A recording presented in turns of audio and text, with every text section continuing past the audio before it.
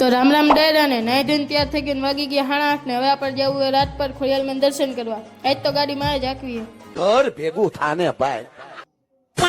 નીકળી ગયા રાત પર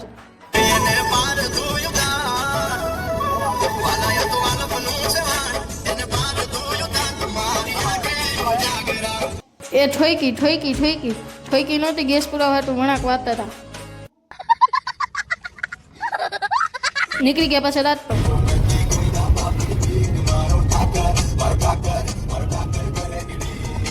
રાત પર પહોંચી ગયા ને ગાડી કરી દીધી અહીંયા પાર્કિંગ ને પછી મંદિરે આવીને જોયું ત્યાં તો મેઇન ગેટ બંધ હતો પછી અમારે બીજા ગેટ જ જવું પડ્યું